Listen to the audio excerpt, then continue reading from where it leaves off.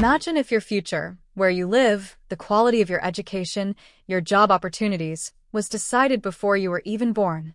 Not by fate, not by chance, but by a set of lines drawn on a map decades ago. What if I told you that these lines still shape our lives today? That they determine who gets access to good schools, safe neighborhoods, and even wealth, and who gets left behind?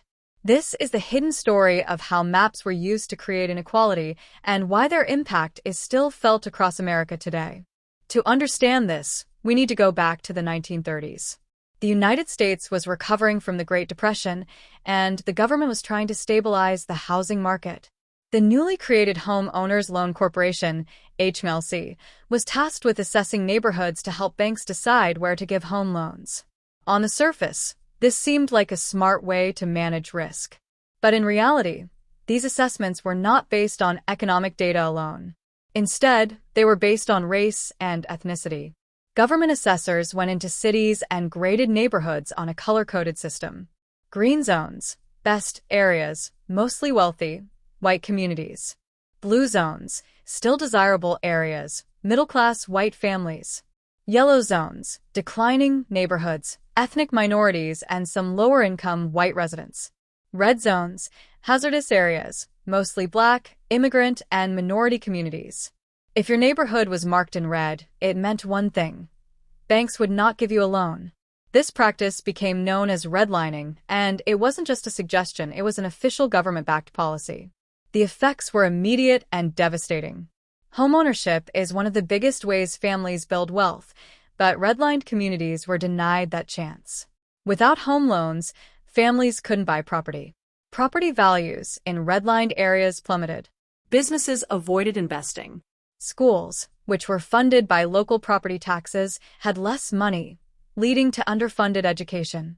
Meanwhile, families in green and blue zones flourished. They built equity in their homes, sent their kids to better schools, and created wealth that they could pass down for generations. By the 1950s and 60s, suburban expansion was booming, but those new suburban homes? They were often off-limits to black families due to racially restrictive covenants and loan discrimination. The wealth gap widened. The two Americas, one prosperous, one struggling, were set in place.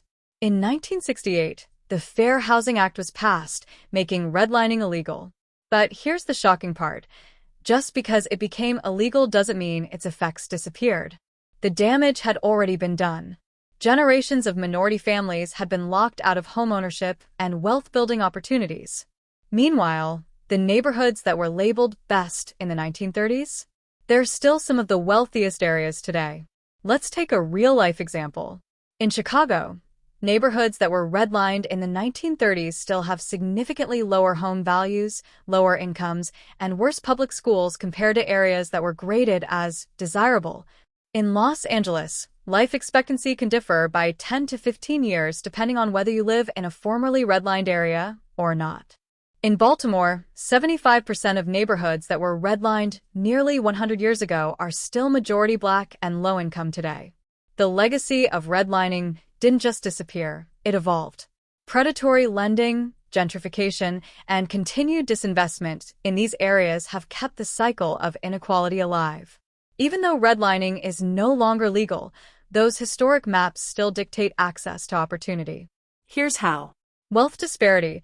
Families in formerly redlined neighborhoods have far less generational wealth than those in historically desirable areas. Education gaps. Schools in formerly redlined areas are still underfunded, leading to poorer education outcomes. Health inequality. Formerly redlined neighborhoods have higher pollution, less access to health care, and more chronic illnesses. Homeownership barriers. Minority families still face higher mortgage rejection rates, even when they have the same financial qualifications as white applicants. Gentrification. As cities grow, many historically redlined areas are being bought up, redeveloped, and priced out, forcing long-time residents to move. The question now is, how do we fix this? The truth is, reversing decades of discrimination isn't easy, but it's not impossible. Here are some of the ways communities and policymakers are fighting back. Reparative housing policies. Some cities are offering first-time homebuyer grants to families in historically redlined neighborhoods. Fair lending practices. Banks and financial institutions are being pushed to address racial biases in loan approvals. Investment in redlined areas. More funding is being directed toward education, public transportation, and small businesses in formerly redlined communities.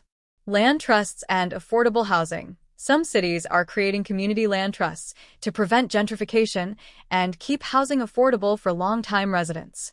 Public awareness and activism. People are speaking out, raising awareness, and demanding change from local governments and institutions.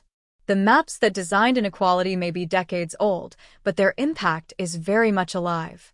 They tell a story of who was given opportunities and who was shut out. And until we confront that history head-on, those lines, though invisible, will continue to shape our future. But awareness is power. The more we understand these systems, the more we can push for change. If you found this video eye-opening, don't let the conversation stop here. Like, share, and subscribe to help spread awareness. What do you think is the biggest barrier to equality today? Let's talk about it in the comments. Because history isn't just something in the past, it's something we're still living in today. And together, we can create a better future.